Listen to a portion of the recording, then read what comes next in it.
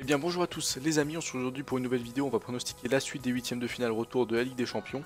Donc certains vont peut-être le remarquer, mais je tourne les vidéos un peu en avance, tout simplement parce que la semaine prochaine je ne pourrai pas tourner de vidéo. Mais je les prépare quand même en avance pour que vous ayez du contenu, parce que je suis quand même un youtubeur exceptionnel, hein, le petit prince de YouTube comme certains disent.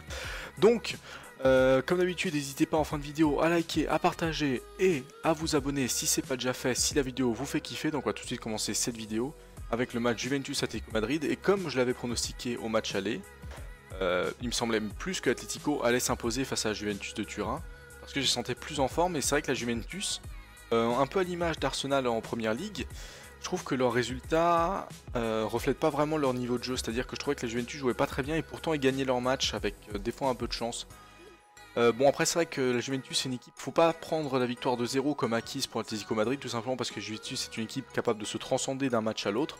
On l'avait vu l'année dernière lorsqu'ils avaient perdu 3-0 à l'aller face à Madrid et qu'ils ont gagné 3-1 au retour et qu'ils gagnaient 3-0 jusqu'au temps additionnel, hein. Il a failli y avoir les prolongations, donc ils ont failli aller les chercher en prolongation. Donc est-ce que ça va arriver?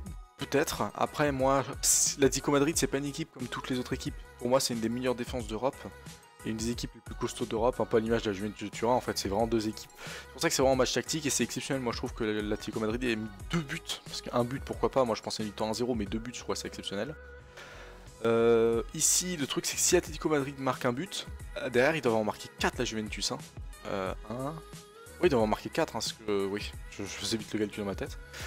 Donc ici je pense qu'on va avoir ce fameux but de l'Atlético Madrid qui va arriver. Donc pourquoi pas par Griezmann, j'espère, hein, pour les Français. Je trouve que Griezmann a fait un match aller très impressionnant.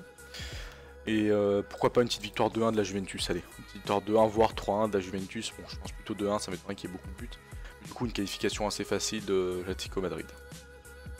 Ensuite, le prochain match. Oh, alors ça, ce match, j'ai regardé la fin de ce match parce que le match entre Dortmund et... Non, c'est pas Dortmund, c'était qui? Je sais plus quel match. Qui m'intéressait que très peu. Je trouve ennuyant. Je suis allé sur ce match où Schalke menait 2-1 face à City et le retournement de situation est vraiment exceptionnel de Manchester City.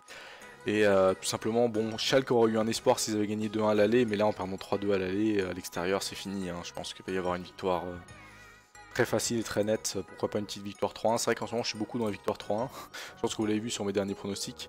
Peut-être le fait que je tourne les vidéos à la suite, mais, mais non, mais c'est vrai que le score 3-1 là, je suis bien attaché depuis que Manchester a gagné face au Paris Saint-Germain.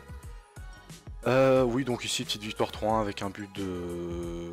Peut-être pas Raheem Sterling, peut-être Leroy Sané si on lui redonne sa chance en tant que titulaire.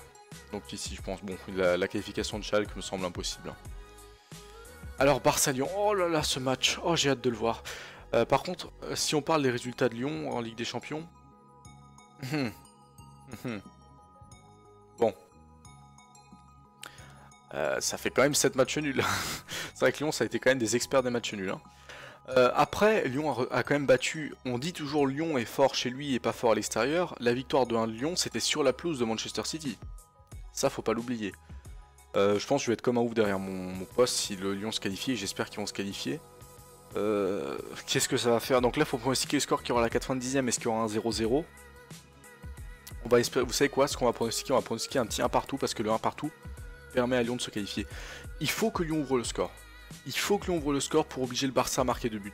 A partir du moment où Lyon a ouvert le score, il faut être solide et tenter de retarder le plus longtemps le but du Barça qui à mon avis va arriver. C'est quasiment impossible de ne pas se prendre un but du Barça. Comme au match aller, c'était quand même exceptionnel, hein, parce que le Barça a quand même beaucoup frappé. On a eu Anthony Lopez, il faut qu'il soit aussi chaud qu'au match aller. Hein.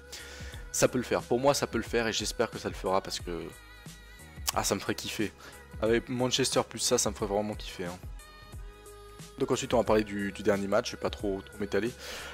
Bayern de Munich Liverpool, alors Liverpool qui aurait dû gagner à l'aller, qui ne l'a pas fait, et là je pense malheureusement que c'est un tournant de ce huitième de finale. Bon, de toute façon les matchs allés sont souvent des tournants des huitièmes de finale. C'est très rare qu'il y ait un gros tournant de situation, même si ça arrive... J'ai l'impression que depuis 2-3 ans ça arrive beaucoup plus souvent les gros retournements de situation et les petits qui terrassent les gros. Je parle des petites équipes et des grosses équipes, ne sortez pas du contexte de mes phrases. Ici je pense que c'est malheureusement vu la forme actuelle de Liverpool et qu'ils vont devoir se concentrer sur le championnat et la forme nouvelle du Bayern de Munich, malheureusement je vois bien une petite victoire 2-1 du Bayern de Munich et la qualification du Bayern, même si je préférerais en tant que supporter que Liverpool se qualifie. Oui, un supporter Manchester United qui apprécie Liverpool, c'est possible, moi j'apprécie beaucoup le jeu de Liverpool, le jeu très offensif, et moi dans le football ce que j'adore c'est le beau jeu.